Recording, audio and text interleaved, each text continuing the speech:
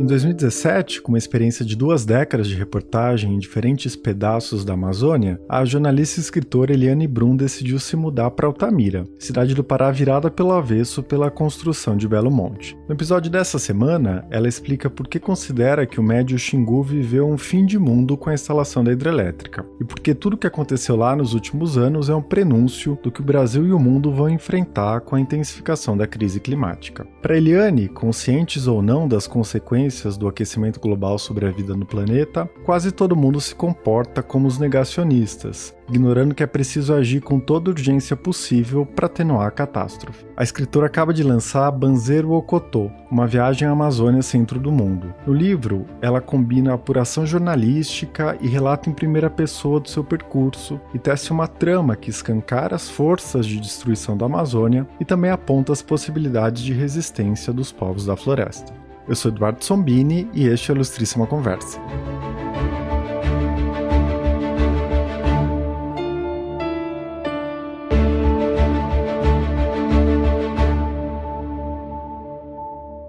Eliane, seja muito bem-vinda ao Ilustríssima Conversa, obrigado por participar do podcast. Eu queria começar por uma ideia que orienta o argumento que você apresenta no livro, né? Você escreve que Altamira, onde você mora há alguns anos, é a vanguarda do mundo. Com isso, você subverte, né, aquele discurso de que os rincões do Brasil, entre aspas, né, as regiões que são sempre vistas como despovoadas, pobres, violentas, né, uma espécie de terra sem lei, elas representam um atraso, né, um passado que mais cedo ou mais tarde vai ser superado. Eu queria te perguntar como é olhar para o mundo a partir da realidade de Altamira. Então, Eduardo, um grande prazer estar aqui contigo, estar com vocês. Eu coloco o Altamira como vanguarda, um lugar onde a gente precisa olhar para entender o mundo, entender o Brasil e o mundo. E eu sempre costumo dizer que, sempre falo para meus amigos, assim, Altamira acontece primeiro. Então, por um lado, é nesse sentido vanguarda, porque como Altamira passou por um processo, a Amazônia inteira, mas Altamira é um daqueles lugares que passou por toda a gama de destruição do Estado e da iniciativa privada nas últimas muitas décadas. É em Altamira que a Transamazônica é inaugurada pelo Médici, com a derrubada de uma grande castanheira nos anos 70, depois de várias outras coisas que acontecem em Altamira. Nesse século XXI, Altamira passa, a partir de 2010, a ser transfigurada por uma grande obra, né, pela maior, aquela que é anunciada por uma das grandes obras do PAC, dos governos do PT, que é a hidrelétrica de Belo Monte. E agora a região de Altamira está mais uma vez, além dos impactos de Belo Monte, que só começaram, ela está ameaçada pela chegada da mineradora canadense Belo Sun,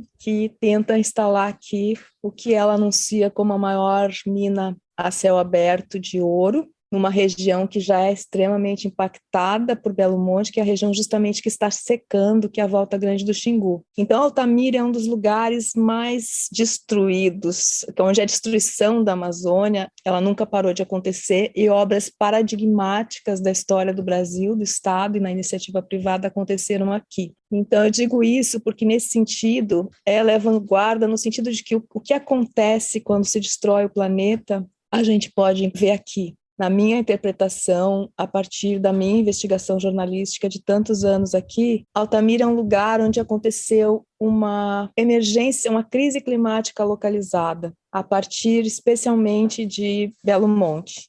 Em 10 anos, em uma década em que a hidrelétrica começou a ser construída e as pessoas os povos da floresta começaram a ser expulsos da floresta para a periferia das cidades, e a hidrelétrica começou a ser operada. Isso aconteceu como uma crise climática localizada com grande impacto. Então, nesse sentido, a gente pode observar aqui o que provavelmente, né, o que já é previsto pelos cientistas e por todas as pessoas que estão tentando antecipar e se preparar para o que vai vir com a continuidade do superaquecimento global, com a extinção em massa de espécies, etc., a gente já pode observar aqui os efeitos né, os efeitos da explosão de violência que tornou Altamira, em pouquíssimo tempo, a cidade mais violenta do Brasil. Depois, num outro, ela fica em segundo lugar, ou seja, ela é uma das cidades mais violentas do Brasil desde que isso aconteceu. O tipo de adoecimento da população, que passa a ter doenças que não tinha, doenças muito conectadas à saúde mental.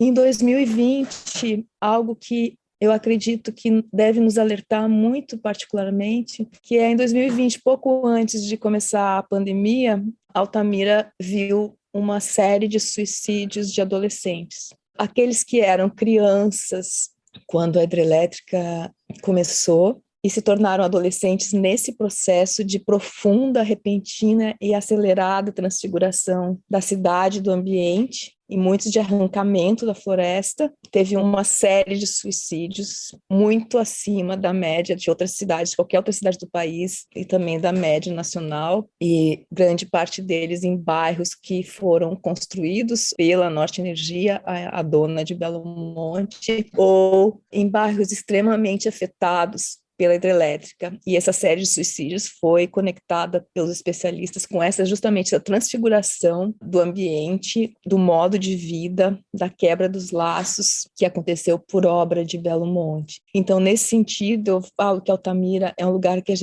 o mundo precisa olhar com muita atenção, porque se a minha hipótese, baseada na minha investigação, está correta, de que aqui aconteceu uma crise climática localizada, a gente já pode ver efeitos que estão acontecendo em outras partes do mundo também, que estão sendo extremamente afetadas, mas que provavelmente vão acontecer, como, por exemplo, o aumento de suicídios. Esse é, por um lado, Altamira e Vanguarda, a região de Altamira, a região do Médio Xingu, né? Por outro lado, Altamira, o Médio Xingu, a Amazônia é vanguarda por algo que está apontado no título do meu livro, que é Banzerocotô, uma viagem à Amazônia centro do mundo, que é a questão da centralidade da Amazônia. A Amazônia centro do mundo é um conceito e é um movimento. E afirmar que a Amazônia é centro do mundo não é uma questão retórica, mas é a ideia de que é obrigatório no momento que a gente vive de emergência climática, de sexta extinção em massa de espécies,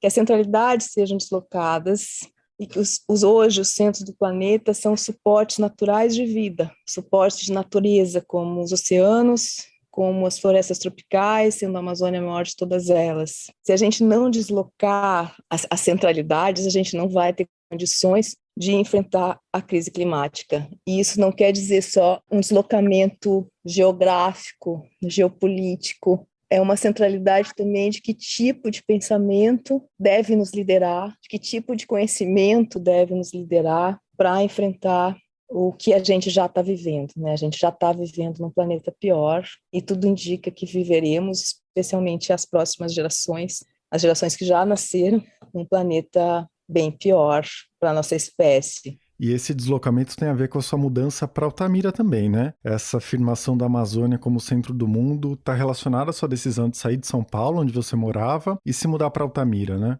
Sim, total. Essa é a razão consciente da minha mudança, que é, há vários anos, eu, assim como outras pessoas, a gente defende a centralidade da Amazônia, ou seja, a própria imprensa deveria cobrir a Amazônia com mais afinco do que cobre Brasília. E aí, eu estava andando aqui em Altamira, quando eu vim com um grupo de psicanalistas para um projeto chamado Refugiados de Belo Monte, que era de atenção, de escuta do sofrimento dos ribeirinhos expulsos por Belo Monte. Eu estava andando na cidade e era um inverno tempo de chuvas aqui, particularmente seco. E aí foi de repente que me veio assim, eu disse para a amiga que estava comigo, eu vou me mudar para Altamira. Porque naquele momento ficou muito claro para mim que se eu defendo a centralidade da Amazônia, e eu sou jornalista, eu preciso estar no centro do mundo. Não faz sentido eu não estar no centro do mundo. Então eu achei que era obrigatório eu fazer eticamente obrigatório fazer um deslocamento com o meu próprio corpo, ou seja, deslocar do maior centro brasileiro no sentido convencional, que é São Paulo, para um dos maiores centros do planeta, nessa nova perspectiva, que é a Amazônia, e passar então a olhar o planeta desde o centro do mundo, desde um dos centros do mundo, um dos principais centros do mundo, o que significa colocar no centro o conhecimento dos povos da floresta. Porque eu acho que é importante a gente falar porque às vezes as coisas são as coisas mais óbvias, a gente está vivendo num momento que as coisas mais óbvias, elas às vezes não são percebidas. Por exemplo, quando a Greta Thunberg fala que nossa casa planeta está em chamas, aqui na Amazônia as chamas são com muita frequência literais, infelizmente. Mas assim, se a tua casa está em chamas, quer dizer, 99,99% dos cientistas concordam com isso, e os povos indígenas, os pensadores indígenas estão dizendo isso há muito mais tempo, muito antes do que os cientistas. O que a gente faz, né? A reação óbvia de qualquer pessoa. Tua casa está em chamas, primeiro, tu não fica esperando, tu não fica parado esperando ser queimado ou as chamas aumentarem. Tu vai se mover imediatamente, tu não precisa ser convencido a se mover, né? Nem tu vai esperar ter esperança para se mover, porque se tu precisar dessas duas coisas, de convencimento e esperança, que é o que está acontecendo hoje, infelizmente, tu não vai se mover e tu vai ser queimado junto com a tua casa. Se tua casa está em chamas, tu não vai pedir ajuda para aqueles que destruíram a tua casa, para aqueles que colocaram fogo na tua casa. Tu vai pedir ajuda para aqueles que construíram parte da casa, para aqueles que há milênios vivem dentro da casa, que fazem parte da casa também, e que não a destruíram. Né? Isso, assim, pelo senso comum, isso é bastante óbvio. Infelizmente, a gente não está vivendo assim. Então, com isso eu quero dizer o seguinte, que algumas coisas que eu acho que são importantes e que eu tento chamar a atenção nesse livro, que é uma que não é o conhecimento, não é o pensamento de origem, de matriz ocidental, branco, patriarcal, binário, que nos trouxe até o abismo que a gente está vivendo, que criou a emergência, que produziu a emergência climática, que produziu essa extinção em massa de espécie, que continua a produzir, que vai nos tirar do abismo que nos colocou. É o deslocamento da centralidade da Amazônia, o deslocamento do pensamento dos povos que não só plantaram uma parte da floresta, como está já provado cientificamente, como seus ancestrais, e eles mesmos vivem há milênios com a floresta sem destruir a floresta. É deles que deve vir a liderança no momento em que a gente precisa rapidamente se criar um outro tipo de gente, criar um outro tipo de sociedade com um outro tipo de gente capaz de viver com todos os outros humanos e não humanos. E isso precisa ser muito rápido. Então esse é um aspecto. O outro é que a maioria das pessoas que eu conheço, que tu conhece, provavelmente a maioria das pessoas que vão ouvir esse podcast, que é um podcast da Folha de São Paulo, ou seja, se identificam com o pensamento da Folha, que é um pensamento, obviamente, que reconhece, que não faz fake news e que reconhece a crise climática. Pode-se arriscar dizer que a maioria das pessoas que está escutando esse podcast acredita, sabe que a crise climática está acontecendo, sabe por que a crise climática está acontecendo, sabe por que essa extinção em massa de espécies está acontecendo, sabem que é por ação humana, mas consideram Bolsonaro, Trump e outros tantos, e todos os representantes do que aqui é bolsonarismo, nos Estados Unidos é trumpismo, em outros lugares tem outro nome, negacionistas. O negacionismo, eu acho que ele é muito mais amplo e mais arraigado do que parece. Porque mesmo a maioria das pessoas que sabe o que está acontecendo não está se movendo nem vivendo de acordo com o que está acontecendo. Porque o que pode ser mais urgente, emergencial, do que a gente estar com o planeta superaquecendo, né? Da gente dificilmente parar nos 2 graus, muito menos num 1,5 grau, o que já tem bastante efeito, né? Nesse momento, o planeta já aqueceu, no geral, né? 1,1 grau, e tudo indica que pode superaquecer bem mais, da forma e na velocidade que a gente está indo. Quer dizer, o que pode ser mais importante do que isso, que está alterando a morfologia e o clima do planeta? O que pode ser mais importante do que uma extinção em massa de espécies provocada por ação humana? O que pode ser mais importante do que o nosso planeta em transfiguração e a nossa vida nele? O que pode ser mais importante do que a nossa própria sobrevivência como espécie ameaçada? E as As pessoas não estão vivendo, isso não está na cabeça delas todo dia, isso não está no modo de vida, isso está sendo vivido como se fosse uma coisa paralela, uma coisa que eu olho para ela, eu comento, eu digo, fulano é negacionista, mas é isso. Então, o que eu quero dizer é que a maioria de nós está vivendo como negacionista, mesmo achando que não é. Porque se vivesse de acordo com a emergência que a gente está vivendo, a gente não estaria fazendo outra coisa a não ser enfrentar a crise climática, a não ser pressionar aqueles que têm poder para as políticas públicas para isso. E a gente não está. Isso é o equivalente, pegando ainda a metáfora da Greta, porque eu acho que é importante a metáfora dela, tu tá com a tua casa queimando e tu tá sentado no sofá, falando, esperando, dizendo, não, agora a gente espera isso, aí quando o Bolsonaro sair em 2022, a gente reconstrói o país, como se a gente tivesse tempo, né? Então, a gente está com reações que não são reações de sobrevivência. Não são. Então, é preciso dar conta disso. E o meu livro, esse deslocamento da centralidade da Amazônia, né, Altamira como epicentro da destruição, como vanguarda, que é ao mesmo tempo epicentro da destruição, e morada, né, o Xingu é a morada de vários povos indígenas, ribeirinhos e vários pensadores da floresta, ou seja, é riquíssimo, e várias outras gentes não humanas também. Então, nesse sentido, é fundamental esse deslocamento, e esse deslocamento da centralidade significa tudo isso. Eu queria continuar nesse tópico, né? Em um dos capítulos você discute essa questão da esperança e você diz que a resistência às forças que produziram essa emergência climática que a gente está vivendo precisa ser separada dessa ideia de esperança, não é? E aí você cita uma frase da Greta, né, em que ela diz que ela precisa do nosso pânico e não da nossa esperança. Eu queria te perguntar, diante dessa inação frente à crise climática, você vê alguma perspectiva dessa situação mudar no curto prazo? Ou a gente está condenado, né, em razão desses mecanismos todos, a ultrapassar 1,5 grau, 2 graus de aquecimento do planeta e a catástrofe se aprofundar ainda mais? Como você está vendo essa conjuntura atual?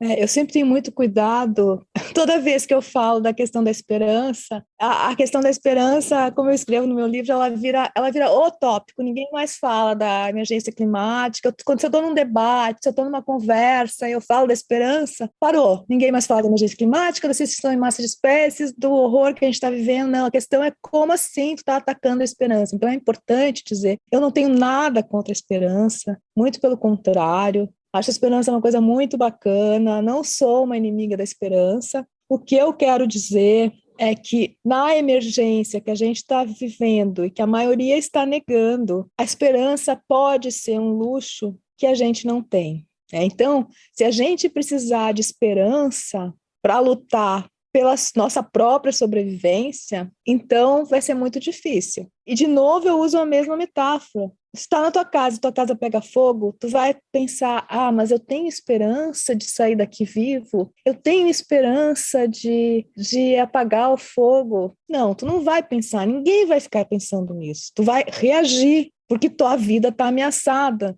E a reação de quem está com a vida tão ameaçada é fazer algo imediatamente. Então, por isso, e eu acho que assim, a gente está vivendo várias coisas inéditas, né, Eduardo? E uma delas é essa dessa geração da Greta Thunberg, que é essa menina que aos 15 anos de idade para sozinha na frente do parlamento sueco e diz, não vou mais estudar, porque vocês estão cagando para o meu futuro, e para que eu vou estudar se não tem futuro, né? E aí inspira o maior movimento climático da história. E ela diz, eu não quero a esperança de vocês, eu quero o pânico de vocês, porque tinha que ter acordado já, e tem que acordar em pânico, e tem que acordar já. E isso mostra uma geração, a primeira geração, talvez, possivelmente, em que os filhotes estão protegendo, estão lutando para proteger o mundo da destruição que os adultos estão promovendo. É uma inversão total. E isso deve ter um impacto psicológico tremendo, subjetivo, que a gente não está nem alcançando. Porque deve ser assustador saber que é tu que vai viver nesse planeta, que os teus pais, os governantes, estão destruindo nesse momento e estão ali pensando sobre o que fazer, ou não pensando, ou achar que são os outros que têm que fazer, enfim. Deve ser muito assustador, deve ser um desamparo tremendo. Por isso que a maior reação dessa juventude muito jovem, né, desses adolescentes climáticos. E aí tem algumas pessoas, alguns pensadores que acham que se a gente não tiver, se a gente não estimular a esperança, as pessoas vão desistir. E tem até um nome para isso, né? E tem um movimento de lobistas de corporações de combustíveis fósseis que estão trabalhando com essa desistência, tipo, não adianta mais, não tem mais nada para fazer, então é isso. Só que também é essa geração que nos mostra que não, porque foi justamente essa geração que não depende, que prescinde da esperança por conta das determinações da sua existência, justamente a geração que agiu, justamente os que foram para as ruas do mundo dizer não, né, na greve escolar pelo clima. É uma menina que agora tem, não sei se 16, 17 anos, que está liderando, e ela fala em pânico, porque pânico é a reação óbvia de quem está com a casa pegando fogo. Então, é nesse sentido que eu trato a questão da esperança, que eu digo apenas que essa não pode ser uma questão no momento de total emergência. E, bom, e a mesma coisa eu te respondo, assim, de que, bom, será que tem solução? Será que está tudo terminado? De novo, assim, eu acho, isso foi uma ideia que foi uma elaboração que eu tive que fazer ao testemunhar a destruição e o rompimento de qualquer ideia de justiça, de democracia, que foi a construção da hidrelétrica de Belo Monte. A hidrelétrica foi construída praticando todas as violações sem que nada a impedisse. E eu não estou assistindo isso de longe, eu vou no enterro das pessoas. Então, naquele momento, eu comecei a elaborar por conta da própria aniquilação que eu sentia, de que estava chegando um tempo na minha geração, um tempo para a minha geração e para as outras que estão vivas, que a gente tem que lutar mesmo sem nenhuma garantia de ganhar, ou lutar mesmo sabendo que a gente vai perder. A gente tem que lutar por imperativo ético. Então, eu termino também com esse mesmo exemplo. Se minha casa está pegando fogo, se a nossa casa está pegando fogo, eu vou lutar. Eu não sei, quem tem a casa pegando fogo não sabe se vai conseguir sair vivo, não sabe se vai conseguir salvar a casa, se vai salvar as memórias, mas vai fazer de tudo para salvar o mais importante, que é a vida daqueles que estão dentro da casa e a sua própria vida. Então, acho que a gente está nesse momento.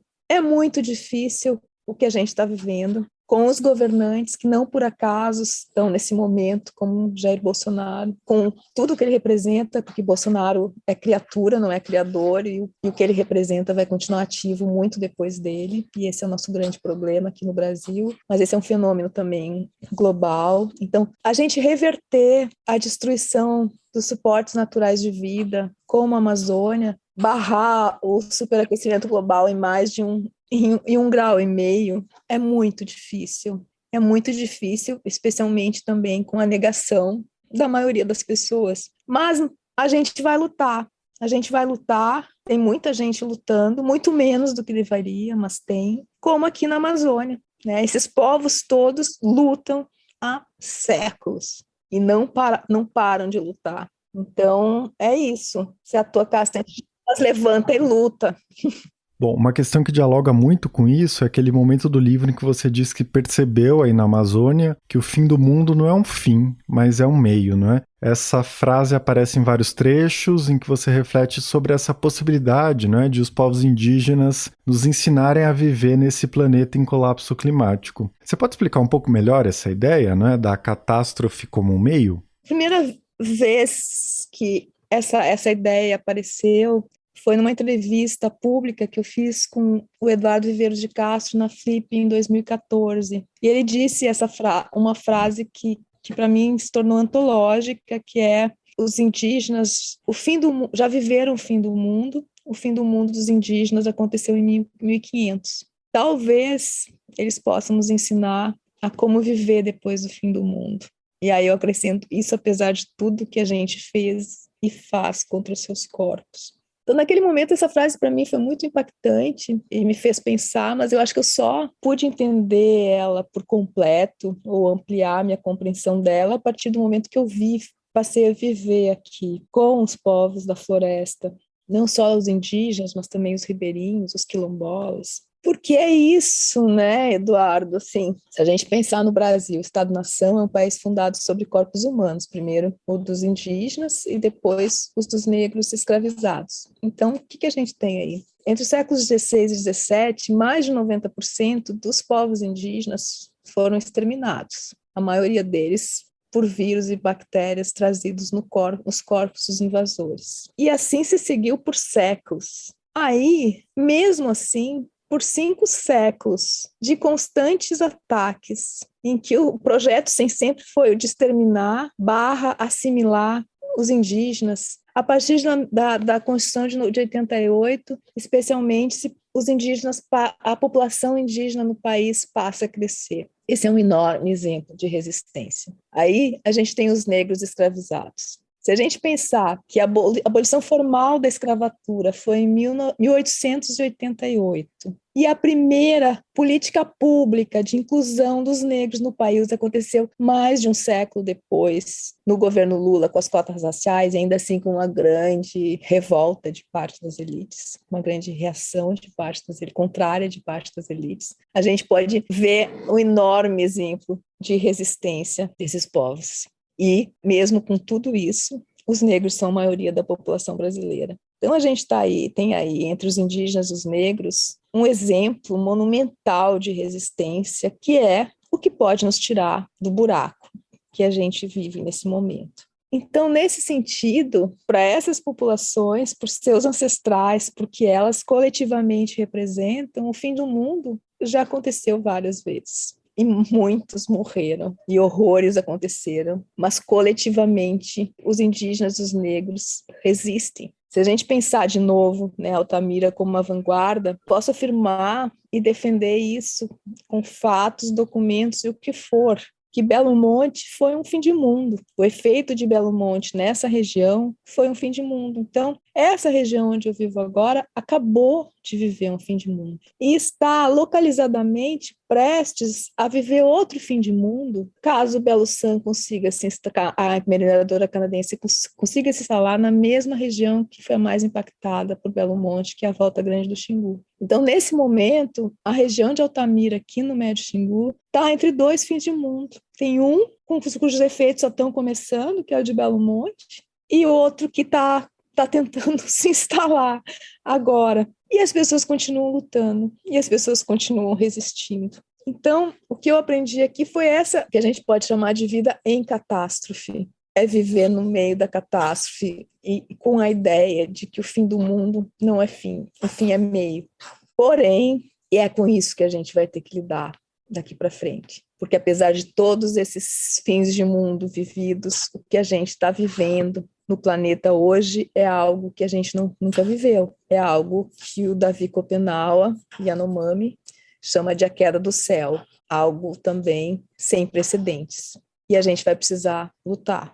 Então, a gente precisa hoje, a vida que eu vivo, a vida que eu tenho, para mim é uma vida em catástrofe. E acho que é isso que as pessoas, porque eu tenho ouvido muito isso nos debates que eu participo e nas coisas que eu leio. Tem uma ideia meio mágica hoje no Brasil de que, primeiro, uma certeza de que Bolsonaro não vai ser reeleito, que eu não sei de onde essas pessoas têm essa certeza, porque não é o que os fatos mostram, que está garantido que ele não será eleito. Há uma chance de ele não ser reeleito.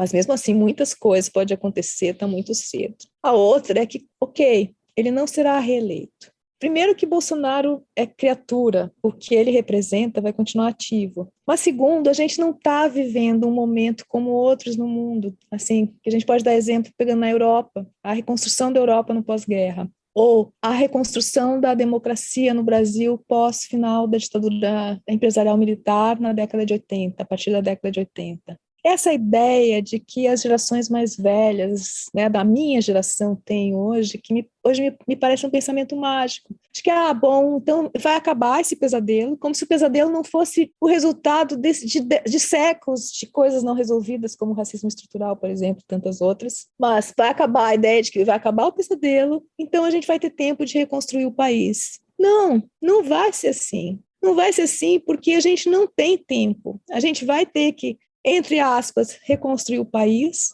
e, ao mesmo tempo, enfrentando a emergência climática. Isso é sem precedentes, isso exige ação já, isso exige que nós sejamos todos muito melhores do que temos sido.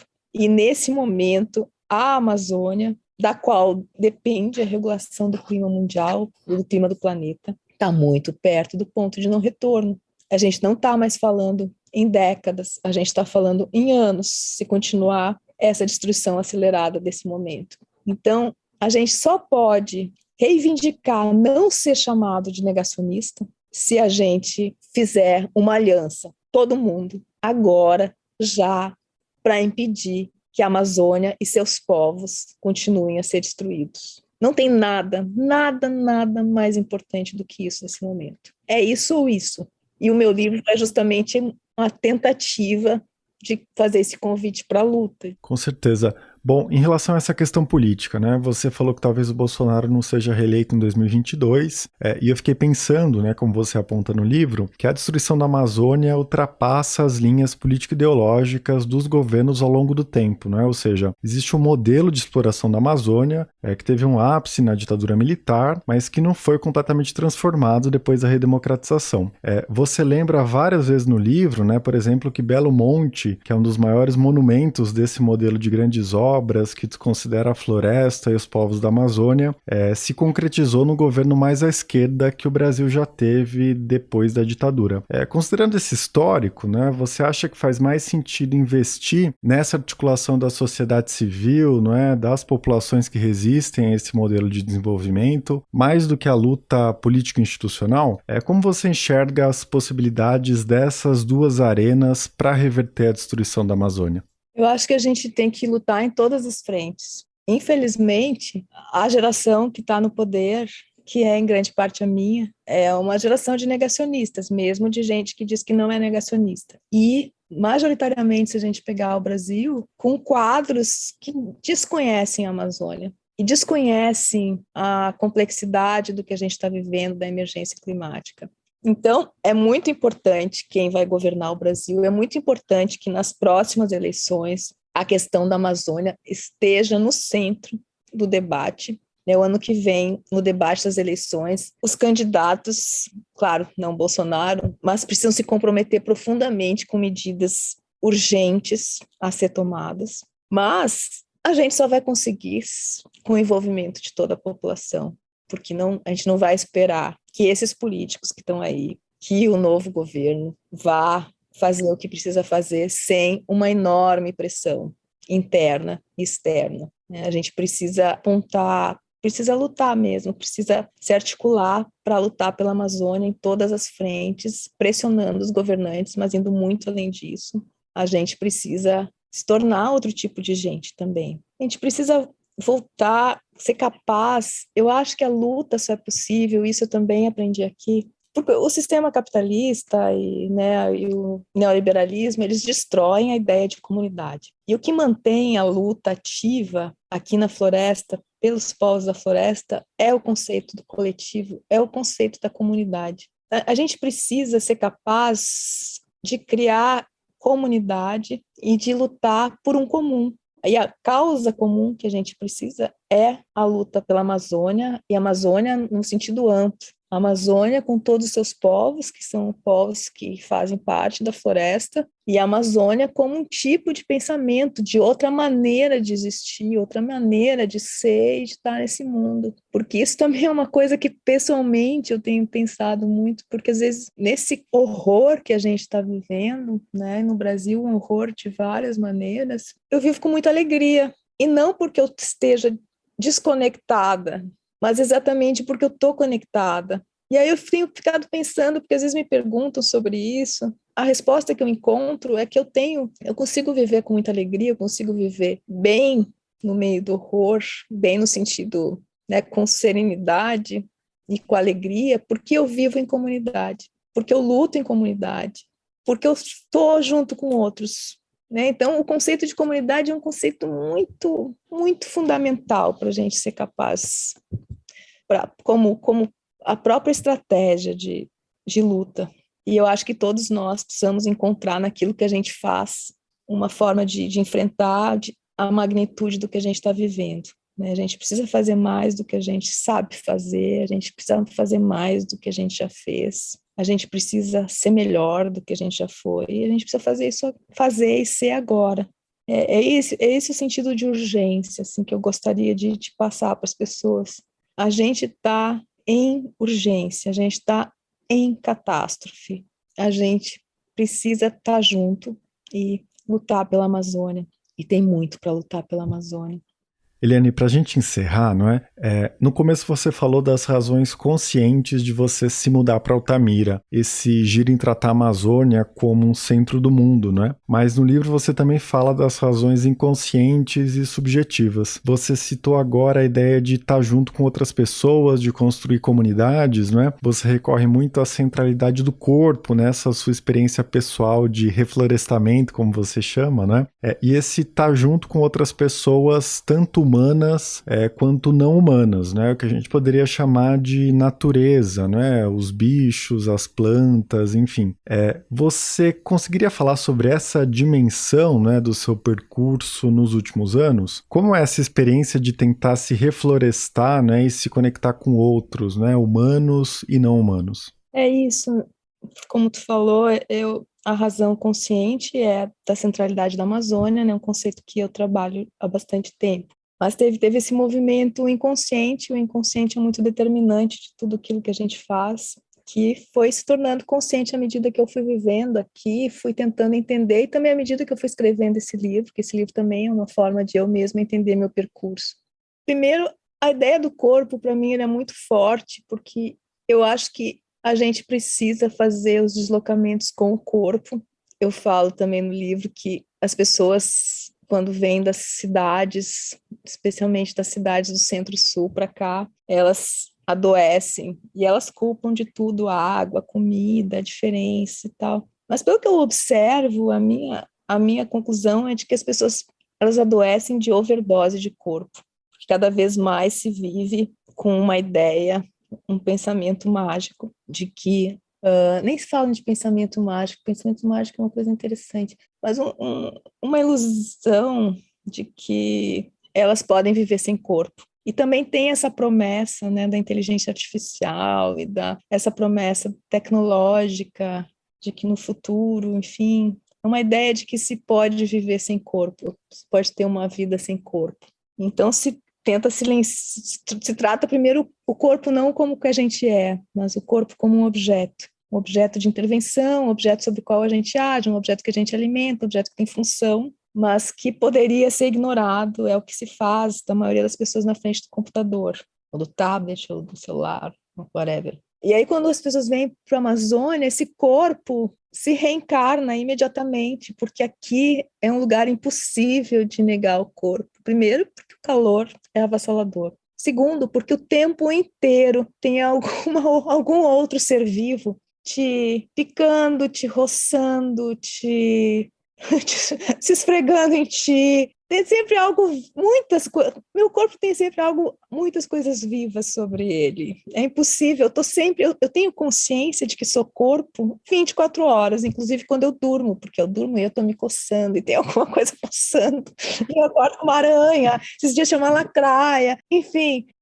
é impossível. E aí esse corpo que se encarna imediatamente e estava nesse outro processo, o sintoma que as pessoas percebem é como se fosse um adoecimento, mas é overdose de corpo. E aí passa a sentir cheiros e pisa na terra, e a floresta, né? A floresta ela é invasiva, e aí começa a sentir desejos que não sabia que tinha, desejo por outros corpos também. Então, só entende a Amazônia com o corpo. Não dá para entender a Amazônia fazendo uma viagem asséptica.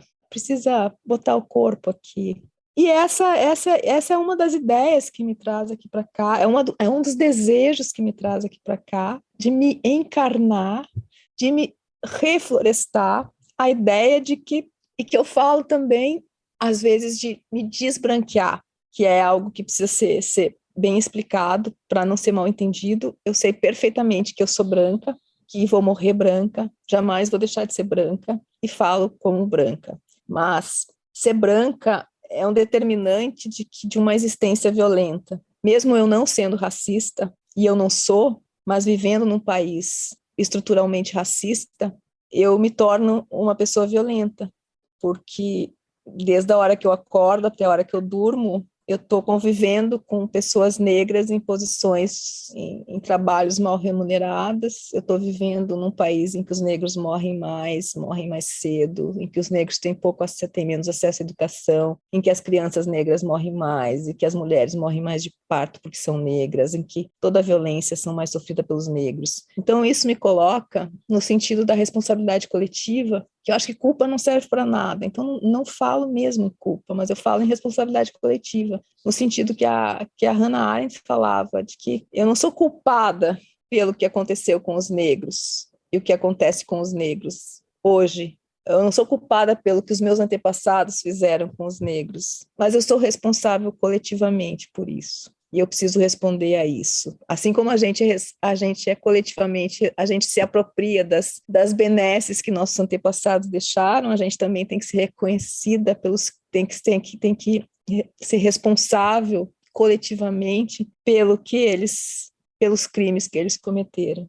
Então, nesse sentido, enfrentar o racismo estrutural é responsabilidade de todos nós. E como branca, eu existo violentamente porque eu sou branca num país estruturalmente racista. Isso é determinante em toda a minha vida. Eu tenho mais privilégios porque sou branca, mesmo não vindo de uma família de elite, eu tenho mais privilégios simplesmente porque eu sou branca, tive mais acesso porque eu sou branca, etc, etc. Então, quando eu falo em me desbranquear, eu estou dizendo que eu quero mudar a matriz do meu pensamento, porque a matriz do pensamento que me moldou é eurocêntrica. Os livros que eu li, tudo aquilo que me constitui, a cultura que me constitui, vem dessa matriz. O me desbranquear é me deixar habitar por outro modo de pensar, outro modo de estar nesse mundo, que é um modo que eu acredito que é um modo que a gente possa enfrentar a emergência climática, e que é o modo dos povos aqui na floresta, que é o modo dos povos floresta, os povos que não se separaram da natureza, que não tratam a natureza como recurso, rio, montanha, floresta como recurso, mas são povos que são natureza, né? Os povos floresta, eles são natureza, eles não são donos da floresta, mas também não pertencem à floresta, eles são a floresta, o que é muito mais profundo.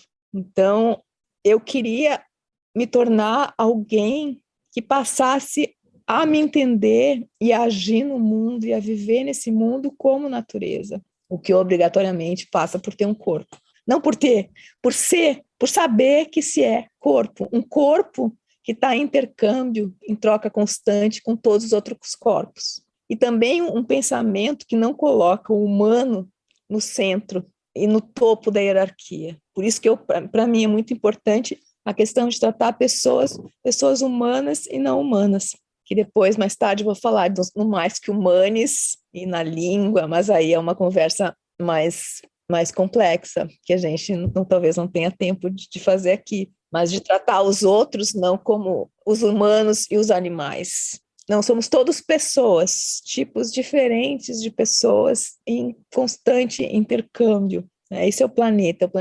A vida está em constante intercâmbio, em constante troca. E é isso que eu chamo de me reflorestar, e às vezes eu chamo também me desbranquear. Eu vim em busca de me tornar um outro tipo de gente. Eliane, a gente tem que encerrar, mas fica o convite para quem se interessa por essa discussão sobre pessoas humanas e não humanas a ler o livro, né? Já que lá você apresenta isso com mais detalhes. Foi um prazer enorme conversar com você. Eu queria te dar os parabéns pelo livro e agradecer muito a sua participação. Eu que te agradeço, Eduardo. Tu fez umas perguntas tão boas, assim, de quem realmente leu o livro, entendeu o livro. Foi muito bacana responder, muito bacana conversar contigo, assim. Muito obrigada por essa oportunidade de falar sobre o livro, sobre a Amazônia, sobre tudo que eu acho que é importante. Este foi o Ilustríssima Conversa. Eu sou Eduardo Sombini e a edição de som é da Natália Silva. A gente se vê daqui a 2 semanas. Até lá!